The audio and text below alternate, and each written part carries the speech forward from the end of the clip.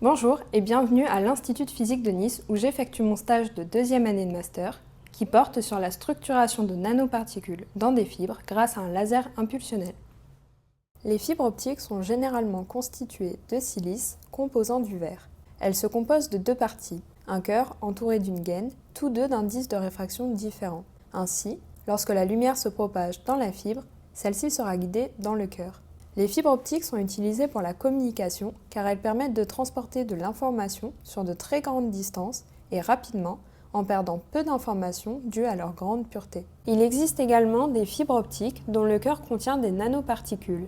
Contrairement aux fibres utilisées pour la communication, les nanoparticules qu'elles contiennent vont induire une diffusion de la lumière et de fortes pertes. Cette diffusion s'avère très utile lorsqu'il s'agit de produire des capteurs. Par exemple, en étudiant le signal rétrodiffus dans la fibre, il est alors possible de détecter des variations de température ou de contraintes exercées sur la fibre.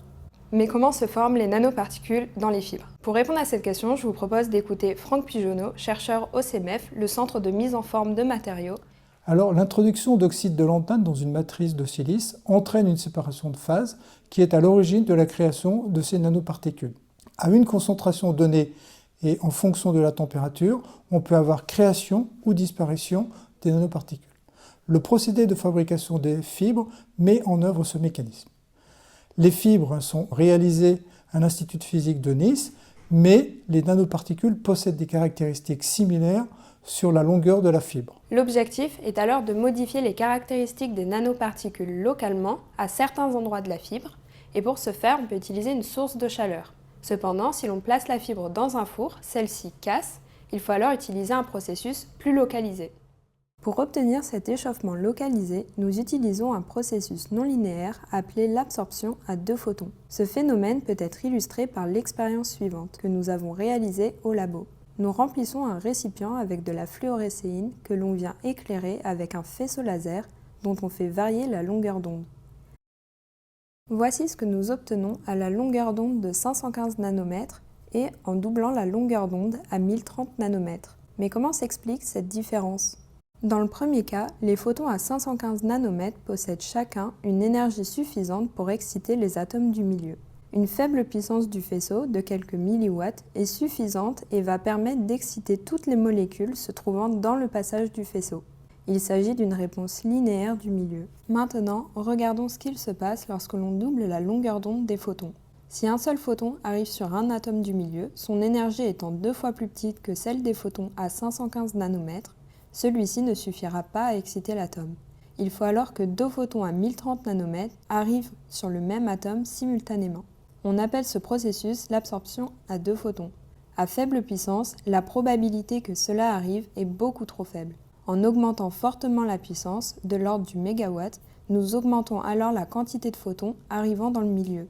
L'absorption se fait au point focal, qui, malgré les puissances utilisées, est le seul endroit où la quantité de photons est suffisante pour engendrer une absorption à deux photons. Finalement, ce processus permet d'avoir une interaction localisée entre le faisceau et le milieu, au niveau du point focal, et requiert de très grandes puissances, accessibles par un certain type de laser, les lasers impulsionnels.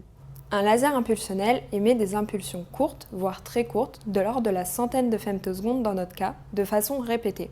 Ces types de lasers nous permettent d'accéder à des puissances très élevées nécessaires pour engendrer une réponse non linéaire dans le matériau. Dans le cadre du stage, on utilise l'absorption à deux photons dans les fibres. Après absorption des photons, les atomes du matériau sont excités. Toujours soumis au champ du laser, les électrons alors quasi libres vont continuer d'accumuler de l'énergie qui va leur permettre d'exciter les atomes environnants. On parle de ionisation par avalanche. Enfin, les électrons thermalisent et cèdent leur énergie au milieu sous forme de chaleur. La fibre, chauffée au niveau du point focal, va alors subir des modifications structurelles pouvant aller du changement d'indice jusqu'à son endommagement. Maintenant, je vous propose de découvrir le dispositif expérimental qui nous permet de modifier le cœur des fibres. Le faisceau arrive dans le dispositif avec une longueur d'onde de 1030 nanomètres. Il passe par une lame de mi-onde suivie d'un polariseur qui nous permettent de moduler la puissance du faisceau. Le faisceau passe ensuite par un cristal de BBO qui nous permet de récupérer un faisceau à 515 nanomètres. Enfin, il arrive dans le montage de structuration composé d'une caméra qui nous permet d'observer la fibre d'un objectif de microscope qui nous permet de focaliser le spot laser dans le cœur de la fibre, où se trouvent les nanoparticules. Et enfin, les platines nous permettent de contrôler la position de la fibre et du faisceau. Après avoir exposé le cœur d'une fibre au faisceau laser, voici le type d'inscription que nous avons obtenu. L'impulsion semble avoir effacé les nanoparticules et endommagé le matériau de façon plus importante au niveau du point focal. Ces premiers résultats soulèvent de nombreuses interrogations sur l'interaction entre le faisceau laser et les nanoparticules. Dans la suite du stage, nous continuerons à étudier cette interaction laser-matière en changeant les paramètres d'inscription. Les fibres seront caractérisées par différentes techniques d'imagerie et par l'analyse du signal rétrodiffusé. J'espère que vous en aurez appris un peu plus sur les fibres avec nanoparticules et sur la structuration par laser impulsionnel. Pour découvrir les avancées de mon stage, rendez-vous en juillet lors des soutenances.